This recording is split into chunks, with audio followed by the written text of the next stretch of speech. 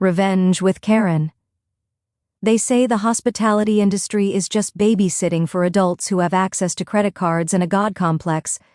I own the Azure Coast, a boutique luxury hotel on the Florida Panhandle that caters to the kind of people who think all-inclusive is an insult and who can distinguish between 400 and 600 thread count sheets by touch alone. I built this place from the ground up. I didn't inherit it. I didn't marry into it, clawed it out of the sand after my first marriage imploded, and took my catering business down with it. My office overlooks the main atrium, a glass-walled fortress of solitude where I can watch the lobby like a hawk circling a field of mice. It was a Tuesday, always the day when the weirdest administrative grenades land on my desk when the booking request came through. My events director, Sarah, walked in with that specific look on her face. You know the one? It's the look that says, I have a client who wants to release live doves indoors and I need you to tell them why that's a biological hazard. Valerie, she said, dropping a thick dossier on my mahogany desk. We have a request for the Grand Ocean Ballroom, full buyout Memorial Day weekend. They want the platinum package, the reserve wine list, and they want to bring their own cake. I laughed, not looking up from my laptop. Denied. We have a pastry chef who trained in Lion. No outside food. Who is it? Some influencer trying to trade exposure for lobster tails. That's the thing, Sarah said, tapping the folder. It's a corporate booking. Apex Synergies LLC, but the rider includes a bridal suite setup for Miss Astrid Vance and a groom's lounge for Mr. Jordan Fields. The air in the room didn't just change, it evaporated. My heart didn't skip a beat. It stopped, assessed the situation, and then started beating again with the slow, heavy rhythm of a war drum. Jordan Fields, my ex-fiancé, the man who 5 years ago decided that our catering business partnership was too stifling, and that his 24-year-old marketing intern was a better strategic alignment for his future. He didn't just leave me. He dissolved the LLC behind my back, leaving me with the debts while he took the client list to start his tech consultancy. Valerie?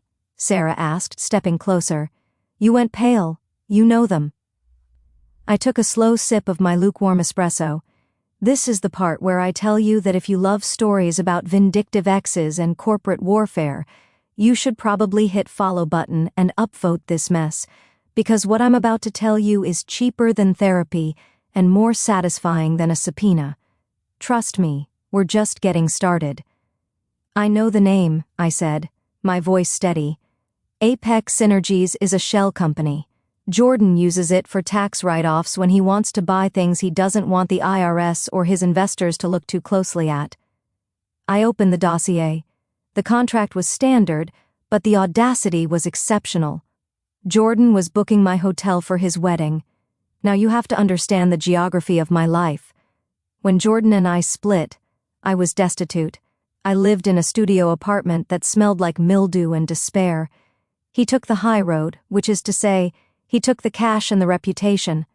I moved 2 hours south, reinvented myself, and built the Azure Coast specifically to be the kind of place Jordan would wish he could afford. And now, clearly he could. But why here? Did he know? I scanned the paperwork. The contact email was a generic assistance address. The planner listed was a third-party agency from Miami.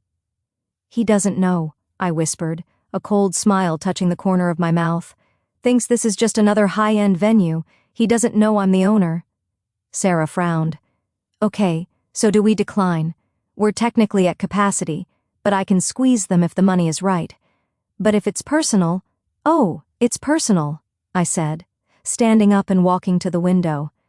Down below, the bellhops were loading luggage into a Rolls-Royce. The machinery of my empire was humming perfectly. But we don't decline.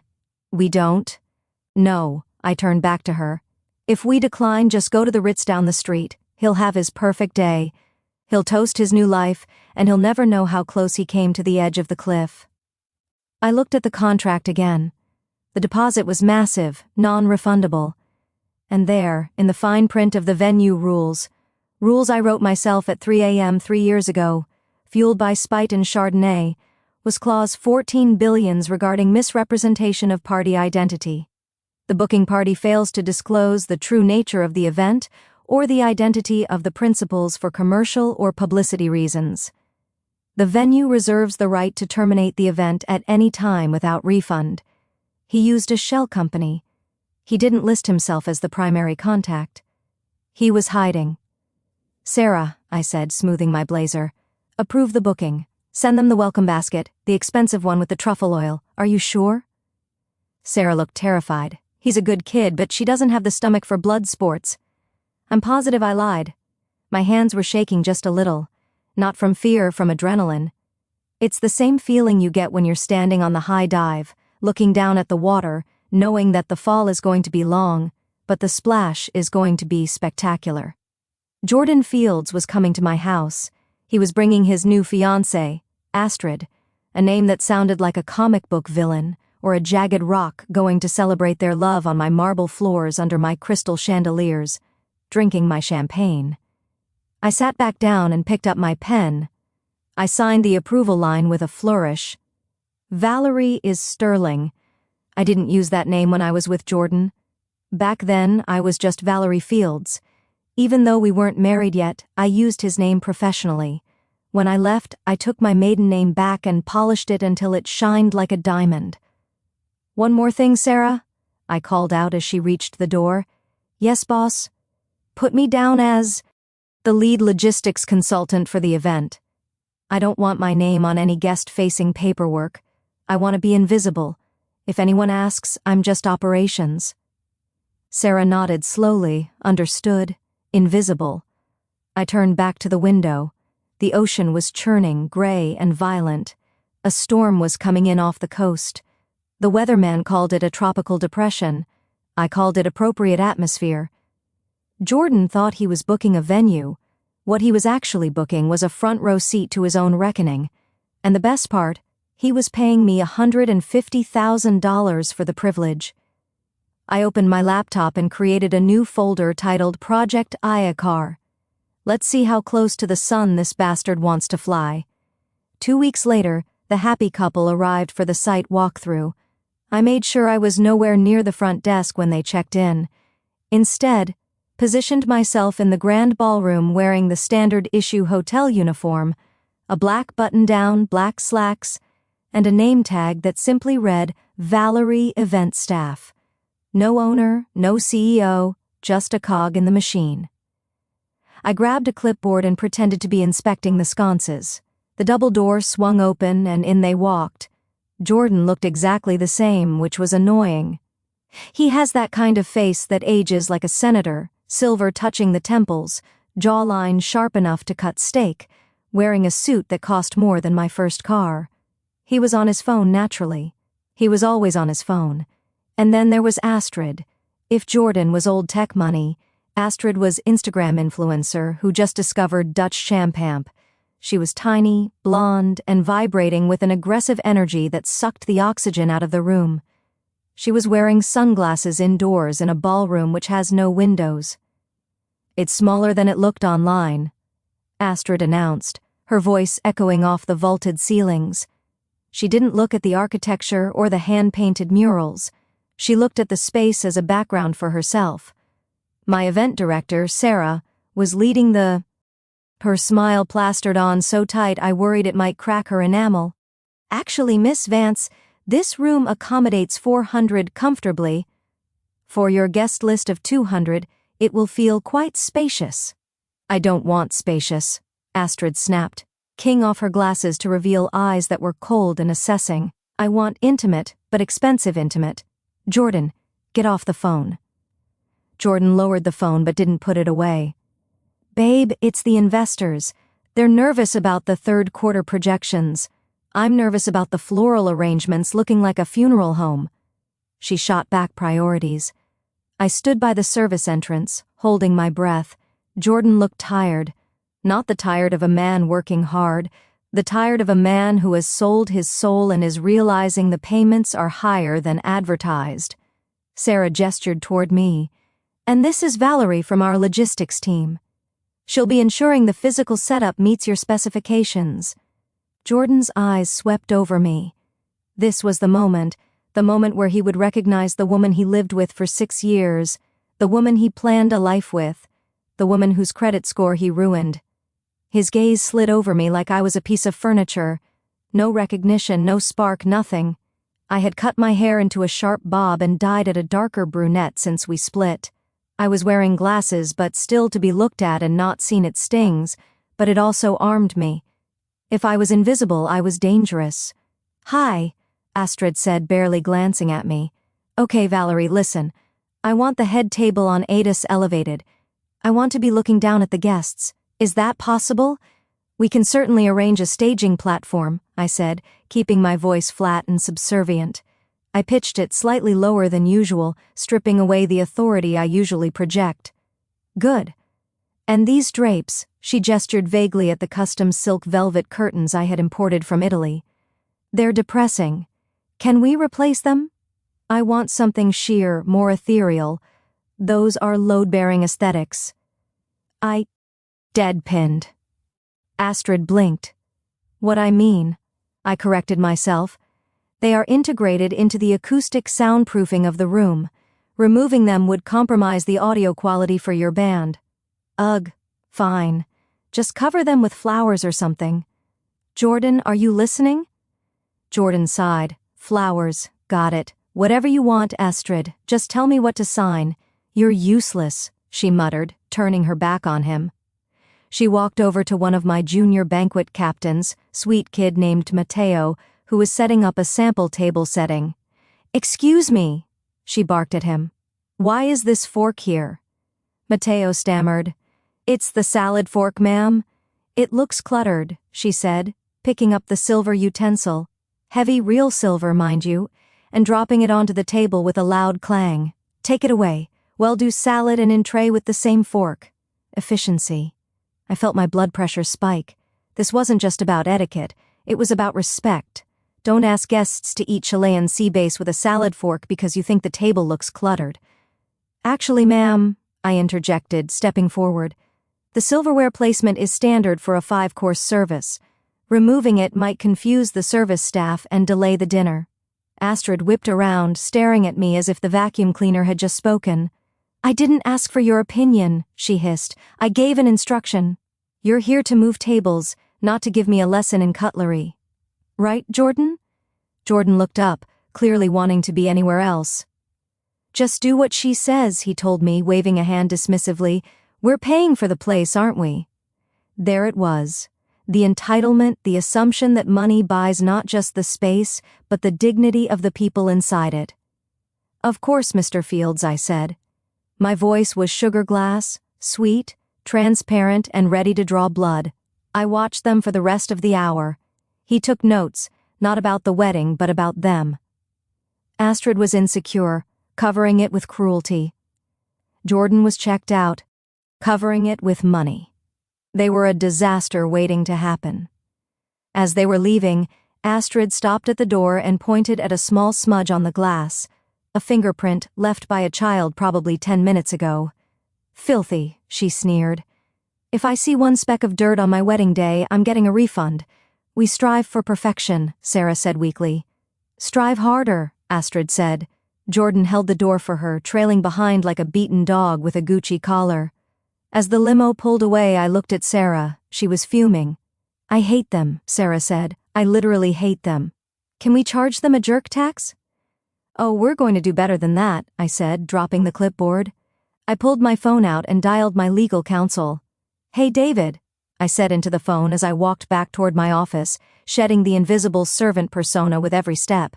"I need you to pull the file on Apex Synergies, and I need you to double-check the venue exclusivity clauses in our standard contract, specifically the ones regarding morality and conduct." "Yes, I think we're going to have a breach." I walked past the smudge on the door. I didn't wipe it off. It was a reminder. They wanted to treat my staff like dirt. Fine. I'd show them what happens when the dirt fights back. My lawyer, a pinstripe suit. He's the kind of guy who reads terms and conditions for fun. When I walked into his office, which is conveniently located on the 2nd floor of the hotel, because I like to keep my sharks in the tank, he was already reviewing the Apex Synergies file. "You're playing a dangerous game, Val," he said, not looking up. I'm not playing. I sat down, crossing my legs. I'm enforcing policy. Technically, if it swiveled his screen toward me, you're right. Clause 14 billions is solid, but they could argue that Apex Synergies is the paying entity, and Jordan is just the beneficiary. It's a gray area. Jordan doesn't do gray areas, I countered. He does loopholes. Look at the signatory on the deposit check. David zoomed in. It wasn't Jordan. It was a T. Miller, Tracy Miller. I said his CFO and also his mistress during the last year of our relationship before he upgraded to the 24-year-old marketing intern and now to Astrid. He's using his company funds to pay for personal wedding, disguising it as a corporate retreat in the books to write it off. That's tax fraud, David. But more importantly to us, it's a breach of our commercial use policy. Weddings are personal events. He booked it as a corporate gala to get the business rate. David whistled low. Okay, we scammed you out of about 20% on the booking fee. He scammed me out of a life, I said sharply. Then I took a breath. But yes, financially he defrauded the venue, which gives me the right to cancel the contract immediately. So, do I send the letter now? David hovered his hand over the keyboard. We can refund the deposit minus a penalty, tell them to get lost, and fill the date with that pharmaceutical conference that's been begging for a slot. Looked at the screen. The cursor blinked. One click, and it would all be over. Jordan would be inconvenienced. He'd be angry. He'd sue, maybe. But he just moved the wedding. No, I said. David looked at me over his glasses. Val, if you let them walk in the door knowing they are in breach, you're implicitly accepting the terms. You lose leverage. I don't want leverage, David. I want a checkmate. I stood up and paced the small office. The carpet was plush, sobbing the sound of my heels. If I cancel now, he spins it. He tells Astrid that I, the bitter ex who somehow runs this hotel, sabotaged their love. I become the villain in their narrative. He gets to play the victim again. I stopped and looked at the framed photo of my hotel's grand opening on the wall. I was cutting the ribbon alone. No partner, no husband, just me. I need him to hang himself, I said. I need the breach to be undeniable. I need a public violation of the venue rules that goes beyond paperwork. I need him to break the house. Rules while the house is watching. David leaned back. You're waiting for them to screw up during the event. Have you met Astrid? I raised an eyebrow. She tried to reorganize the silverware because it looked cluttered. She's going to treat my staff like serfs. She's going to violate the noise ordinances. She's going to damage property. And Jordan is going to let her. This is risky, David warned. If they behave perfectly, they won't. But if they do, then I serve them the best wedding of their lives, I said, though the words tasted like ash. And I take his money, all of it, and I use it to renovate the spa. Poetic justice. David sighed and closed the laptop. Fine, but I'm keeping the termination notice drafted just in case. Keep it printed, I said. Keep it in your jacket pocket on the night of the wedding. I walked out of the legal office and down the back corridors. The hotel has a network of service hallways, the arteries we call them. Guests never see them. Their concrete fluorescent lit smelling of laundry, detergent, and coffee. This is where the real work happens. I passed a housekeeping cart. The maid, Maria, nodded to me. Buenos das, Miss Sterling. Morning, Maria. How's the knee? Better. Thank you for the specialist. I pay for my staff's private health insurance. I pay above market rates. I treat them like human beings because I know what it's like to be treated like an asset. Jordan used to call staff resources. We need to optimize our resources, he'd say, meaning he wanted to fire the dishwasher to save $50 a week. I reached the kitchen. The noise was a symphony of clattering pans and shouting chefs. The air smelled of reducing VE stock and baking bread. This was my engine room. I stood there watching the chaos coals into order. Jordan was coming here to parade his success. He was bringing his resource mindset into my home. I pulled out my phone and texted Sarah. Make sure the contract for the Fields wedding includes the strict conduct and harassment addendum. Have them initial every page.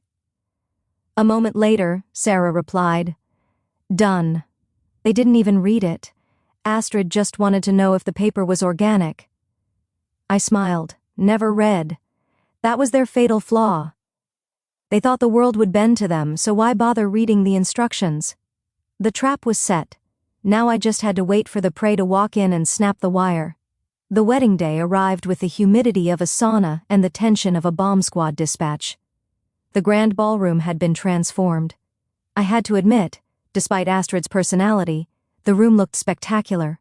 White orchids dripped from the ceiling like frozen rain. Lighting was amber and soft, hiding the clutter of the silverware. A 12-piece band was playing a jazz cover of a pop song that I'm pretty sure was about a breakup, which I found delicious. I was wearing a charcoal silk jumpsuit, elegant enough to be a guest, severe enough to be management, nondescript enough to be ignored. I stood near the bar, nursing a sparkling water, watching the circus. Jordan was holding court near the ice sculpture, which was inexplicably shaped like a swan wearing a diamond necklace. He was laughing too loud, clutching a scotch like a lifeline. He looked sweaty. Astrid was a vision in Vera Wang and vanity. She moved through the room not like a bride but like a supervisor conducting a performance review.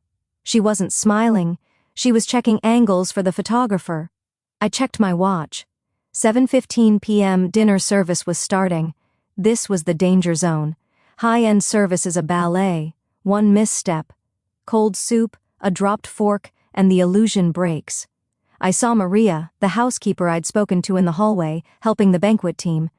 We were short-staffed due to a flu bug, so everyone was pitching in to clear appetizers. Maria was carrying a heavy tray of empty champagne flutes. Astrid spun around, her massive tall skirt flaring out and nearly collided with Maria. Maria froze, balancing the tray expertly. "Pardon me, ma'am." Astrid looked down at her dress. Was nothing on it, not a drop. But she recoiled as if she'd been touched by plague. "Watch where you're going," Astrid snapped, her voice cutting through the jazz music. "You almost ruined a $20,000 dress with your clumsiness." "I am very sorry, ma'am." Maria lowered her head. "Don't be sorry. Be competent," Astrid hissed. I took a step forward, my hand tightening on my glass, but I stopped. Not yet. I watched as Jordan walked over, put a hand on Astrid's waist. "Babe, relax. It's fine. It's not fine, Jordan. The help is everywhere. It's like an infestation. Infestation." I felt a cold rage settle in my stomach. It was heavier than the anger I felt about the divorce. This was professional. This was my family she was insulting. I walked over to the nearest table, table 4, occupied by some of Jordan's tech bros who were loosening their ties and talking about crypto. I sat down in an empty chair for a moment to adjust my shoe, blending in. A waiter passed by with a tray of orders miniature beef Wellingtons. I reached out and took one, putting it on a small cocktail plate. I was technically tasting for quality control. Astrid swept past the table, heading for the sweetheart dais. She saw me. She stopped. She looked at me sitting there eating a beef Wellington. She didn't recognize me as the logistics woman from the walkthrough. Just saw a woman in a dark suit eating her food. To her, I was just staff who had gotten too comfortable. She marched over.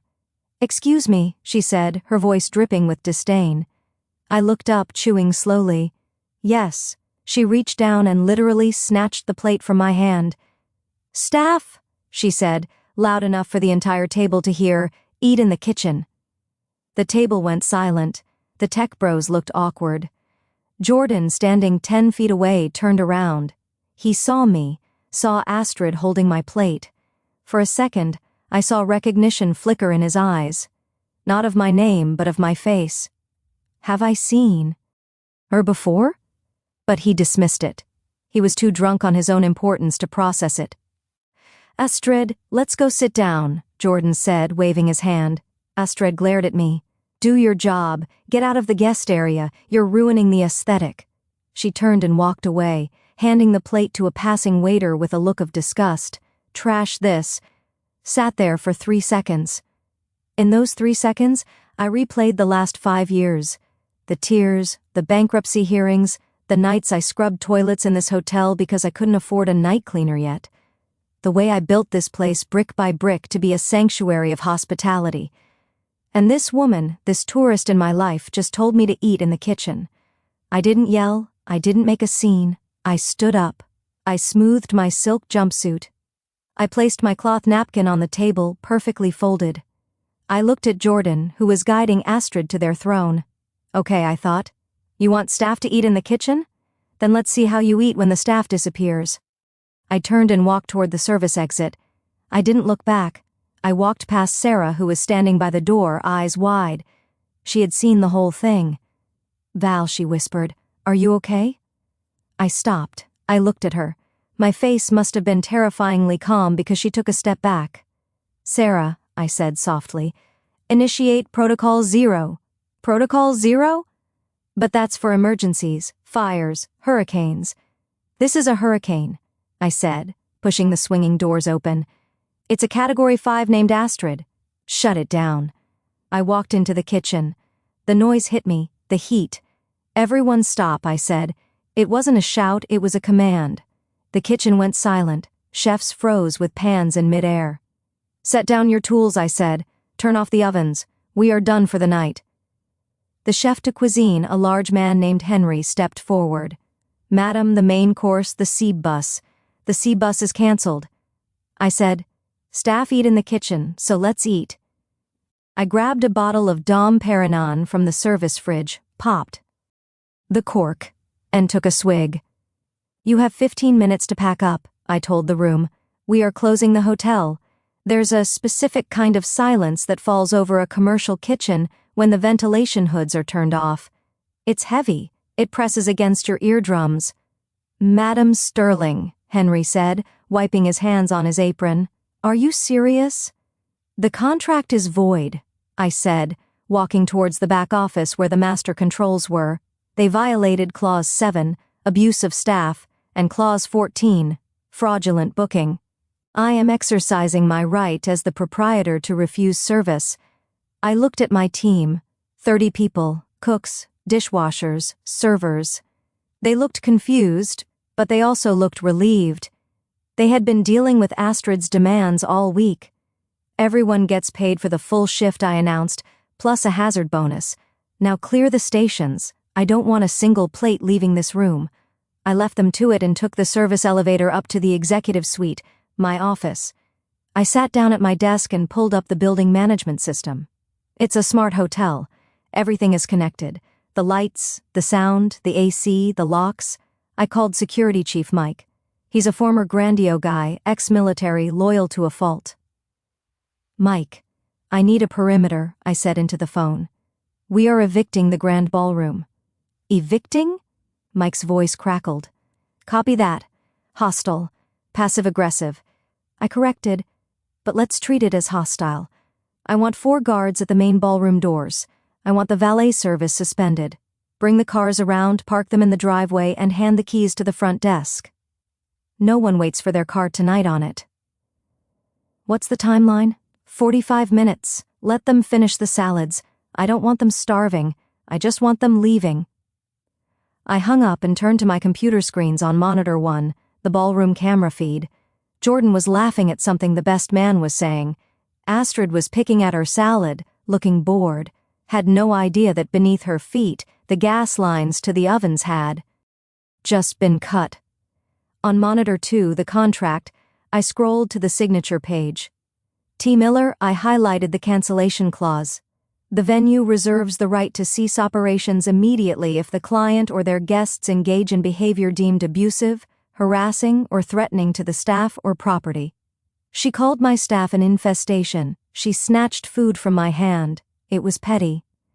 Yes, in the hospitality world, petty is just another word for breach of contract. I picked up the phone again. This time, I called the DJ booth. Hey, this is Valerie from Ops, I said. Change of plans. After the current set, I need you to cut the mic. Cut the mic, but the speeches are next. Exactly, I said. Cut the mic. Pack up your gear, tell them there's a power surge. If they ask, you'll be paid in full. Okay, you're the boss. Yes, I whispered, looking at Astrid on the screen. I am, I watched the screen. The waiters were clearing the salad plates.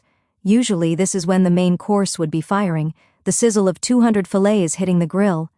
Instead, the kitchen was dark.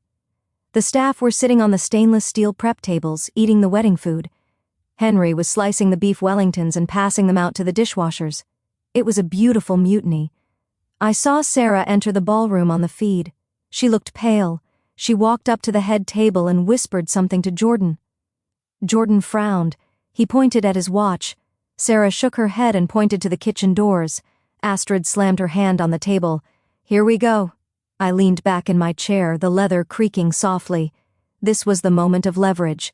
They were trapped.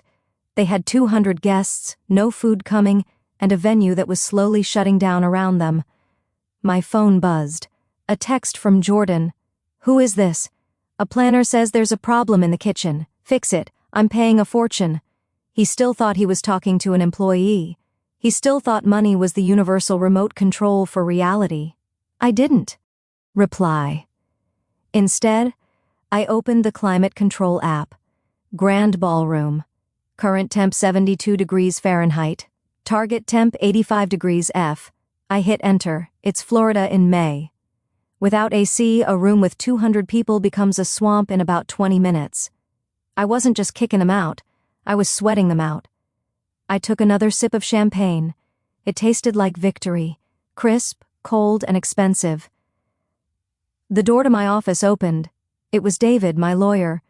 He had the termination notice in his hand. "You're really doing this," he said, looking at the screens. "Staff eat in the kitchen, David," I said, "and tonight the owner eats in the office and the guests, they don't eat at all." David looked at the monitor.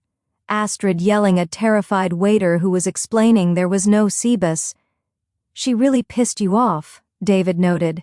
"It's not about anger, David," I said, turning the AC down another 2 degrees on the screen. "It's about standards, and they just failed the inspection." I stood up. "Come on, let's go down. I want to deliver the news in person." "You're going into the lion's den?"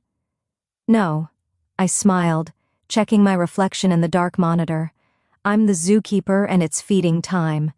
I slipped onto the mezzanine balcony that overlooks the ballroom. It's a hidden spot, usually used for lighting technicians, hidden behind a trellis of faux ivy.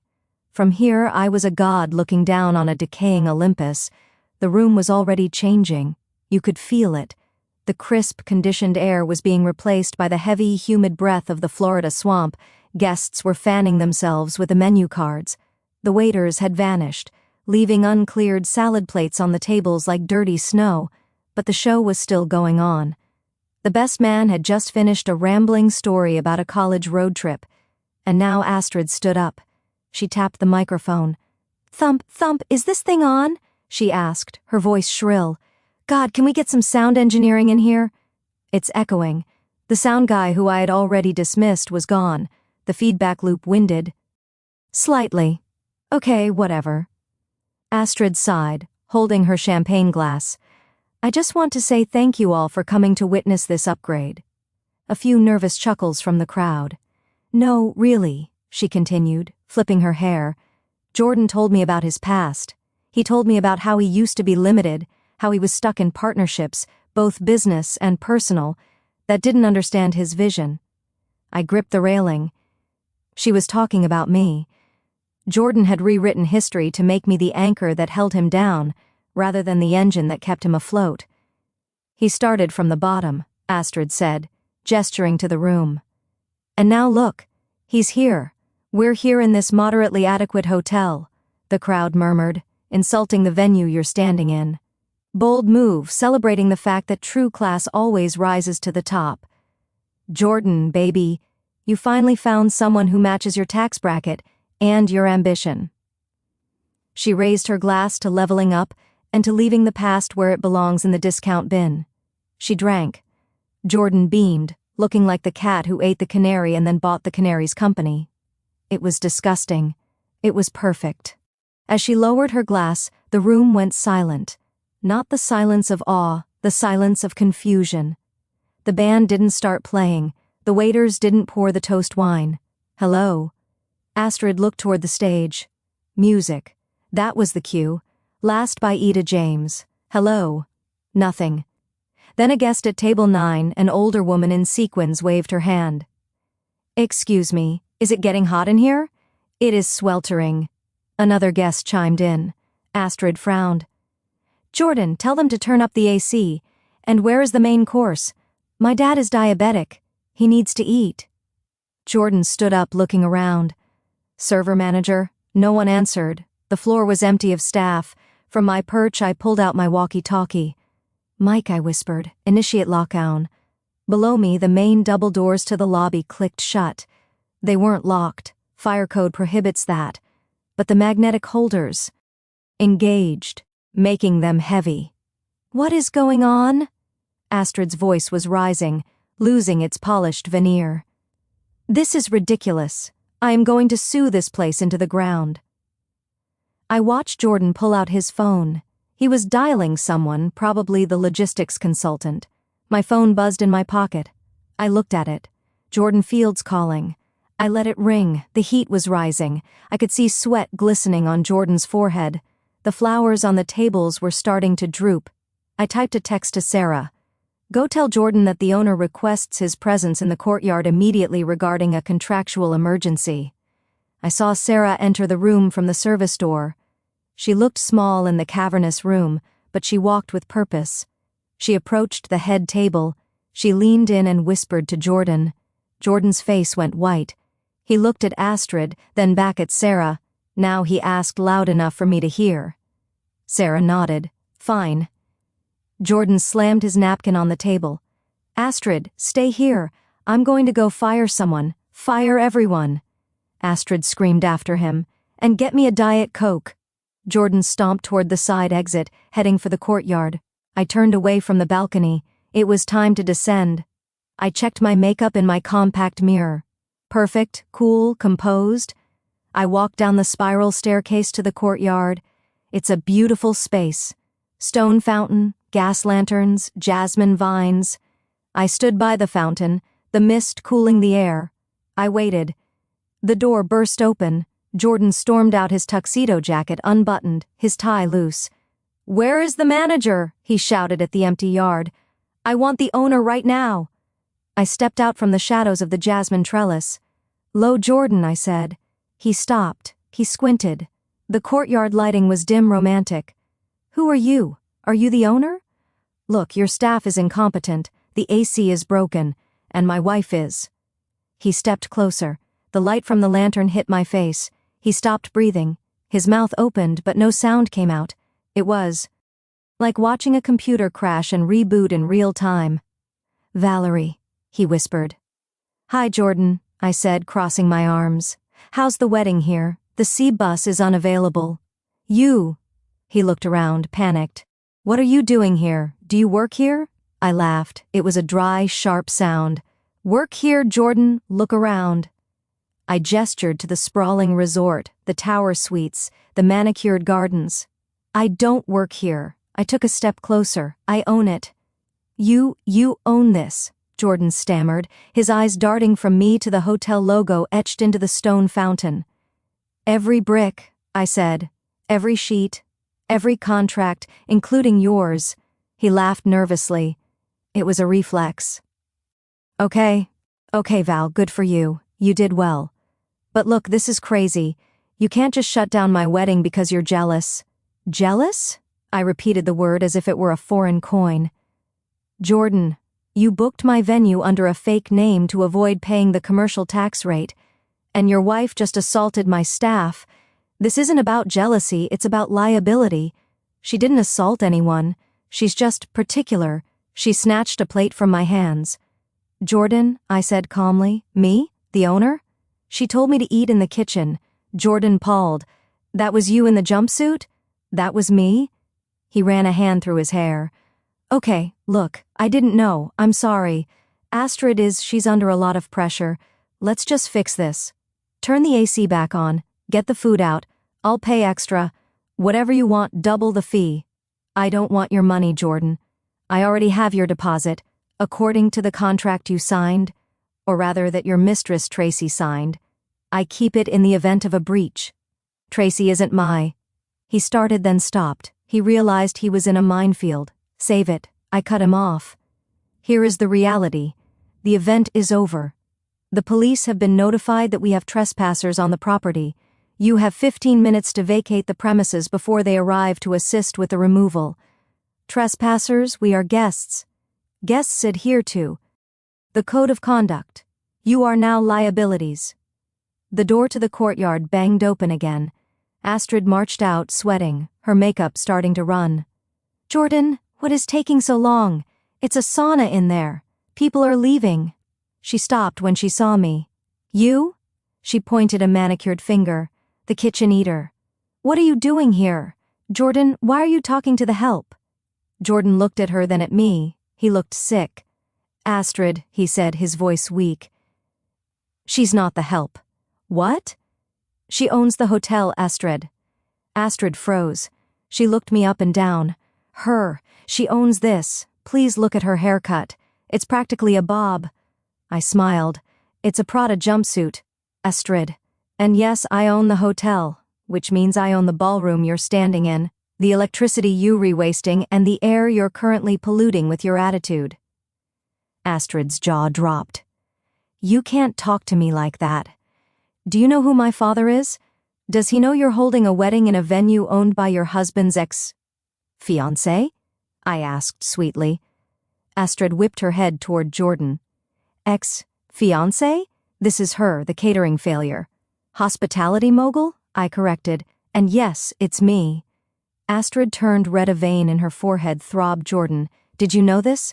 No, I swear. Jordan held up his hands. I used the agency. You brought me to your ex's hotel. Astrid screamed, shoving his chest. You cheap. Is he idiot? This is humiliating. It gets worse. I interrupted. The wedding is cancelled right now. Security is escorting your guests to the front drive as we speak. You can't do that, Astrid shrieked. I have rights. I have a contract. I pulled the folded paper from my pocket, the one David had prepared. Actually, I unfolded it. You have a breach of contract. Clause 14 billions. Clause 7. Clause 9. Basically, you broke every rule except no smoking. The night is young. I handed the paper to Jordan. He took it like it was a death warrant. You have 10 minutes left. I checked my watch. I'd suggest you go get your purse. It's hard to hail in Uber without a phone. Uber? Astrid looked like she was going to vomit. I am not taking Uber in a Vera Wang gown. Then you can walk, I said. It's a lovely night. A bit humid, though. Astrid let out a primal scream of frustration and turned on Jordan. Fix this. Fix it now, or I swear to God, Jordan, I will burn your life down. I think, I said softly, someone already beat you to that. I turned and started walking back toward the hotel doors. Wait, Jordan called out. Valerie, please don't do this. Think about what we had. I stopped. I didn't turn around. I am thinking about it, Jordan. I said, I'm thinking about the studio apartment. I'm thinking about the debt you left me with. I'm thinking that staff eat in the kitchen. But tonight, the staff are eating lobster thermidor and you're eating humble pie. I walked through the doors and let them close behind me. Protocol 0 was complete. Now for the cleanup. I walked back into the lobby. It was chaos, but controlled chaos, the kind I like. My security team, dressed in their dark suits, were politely but firmly guiding guests toward the exit. Valet stand was a disaster zone of confused people waiting for cars that had been parked in the lower lot. What is happening? A bridesmaid asked me, holding her shoes in her hand. Building maintenance issue. I lied smoothly. Gas leak in the kitchen. Very dangerous. We had to evacuate for your safety. A gas leak? She gasped. Oh my God, yes, terrible. Please move toward the exit. It's amazing how easily people believe a lie when it involves their safety. Outside under the portico, the reality was setting in for Jordan and Astrid. They were standing on the curb. No limo, no fanfare, just their luggage, which my bellhops had efficiently removed from the bridal suite and stacked on the sidewalk. Astrid was sobbing, loud, ugly sobs. Her mascara was running. Jordan was on the phone screaming at someone, probably his lawyer or maybe his mom. I stood behind the glass. Doors of the lobby watching. David, my lawyer, walked up beside me. are here, he noted. A squad car rolled up the driveway, lights flashing silently. 2 officers got out. They knew me. We host the Police Benevolent Association Gala every year. Evening, Miss Sterling. Officer Miller touched his hat. We got a call about a disturbance. I pushed the door open and stepped out. Officer Miller, I said warmly. Thank you for coming. We have some guests who are refusing to leave after their event was terminated for safety violations. They're becoming belligerent. I pointed at Jordan and Astrid. Astrid saw the police and stormed over. Officer, arrest this woman. She stole my wedding. Officer Miller looked at Astrid, disheveled, screaming, mascara stained, and then at me, calm, collected, standing on the steps of my own hotel. Ma'am, Miller said to Astrid, you need to lower your voice. Don't tell me what to do. Do you know who I am? I don't care who you are, ma'am. The owner has asked you to leave. That means you leave. Otherwise, it's criminal trespass. Criminal trespass. Jordan ran over. Officer, we paid for this venue and the contract was voided. David stepped in, handing the officer a card. Civil matter regarding the refund. Criminal matter regarding the presence on property right now. Officer Miller nodded. You heard the man. Time to go, folks. Jordan looked at me. His eyes were pleading. Val, please. Where are we supposed to go? It's Memorial Day weekend. Everything is booked. I hear the Motel 6 by the highway has vacancies, I said. They leave the light on for you. A few of the guests, realizing the wedding was truly over, had started pulling out their phones. One of them, a girl with blue hair who I recognized as a TikTok lifestyle vlogger, was filming the whole thing. Oh my God, you guys. She was narrating into her phone. The owner just evicted the bride. This is insane. Hashtag wedding fail, hashtag hotel drama. Looked right at the camera and winked. Astrid saw the phone. Stop? Filming. Stop it. She lunged at the girl. Officer Miller stepped in, grabbing Astrid's arm. Okay, that's enough.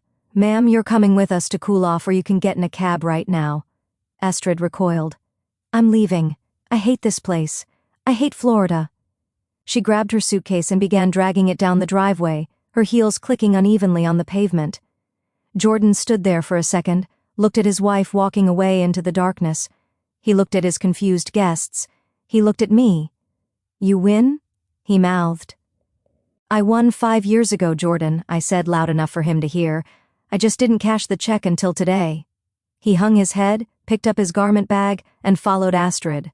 I watched them disappear down the Long Palm driveway. The vlogger was still filming. Show's over, folks, I said to the crowd.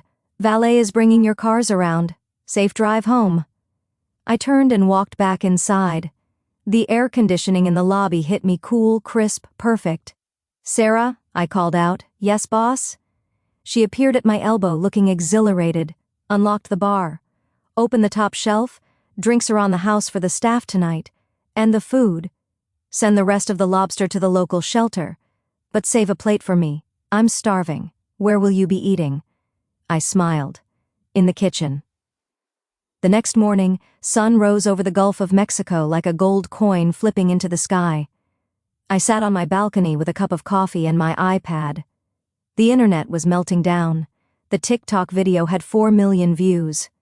The caption, CEO's wedding canceled mid-toast by boss BTCH hotel owner 10th hash karma. The comments were a river of fire, the way she stood on the steps. Gwen, wait, is that Jordan Fields guy who laid off 500 people via Zoom? He deserves it. Staff eat in the kitchen needs to be on a t-shirt. My marketing metrics were through the roof. Reservations for next season were up 400% overnight. People didn't see me as a villain. They saw me as a guardian of standards. I had branded the Azure Coast as a place that tolerates zero nonsense. We were now the FK around and find out hotel, and apparently that's a very lucrative niche. Sarah knocked on my door. You have a delivery, she said, grinning. She placed a box on the table. It was from Jordan's office. I opened it. It was the contract termination countersigned and a check for the damages to the carpet. Someone had spilled red wine during the evacuation. And a note. You made your point. Jay, I I crumpled the note and tossed it in the trash. He still thought it was about making a point. It wasn't. It was about cleaning house. Also, Sarah added, Astrid is trending on Twitter, not in a good way. The video of her lunging at the vlogger got her dropped by her sponsorship deals.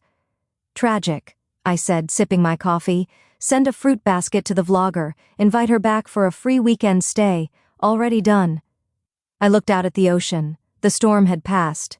The water was blue and calm. I thought about the young woman I used to be, Valerie Fields, caterer who cried in the bathroom, while Jordan flirted with investors. I thought about the woman who slept on an air mattress and ate ramen so she could buy paint for the lobby. I wished I could go back and tell her, hold on, it gets better. One day you'll own the building. My phone rang. It was David. Val, we have a problem. What now? I have 3 major tech companies calling. They want to book their holiday parties here. Specifically asked if the owner would be present to keep everyone in line. I laughed. Tell them yes, but the price just went up. 30%, you're ruthless. I'm efficient, I said.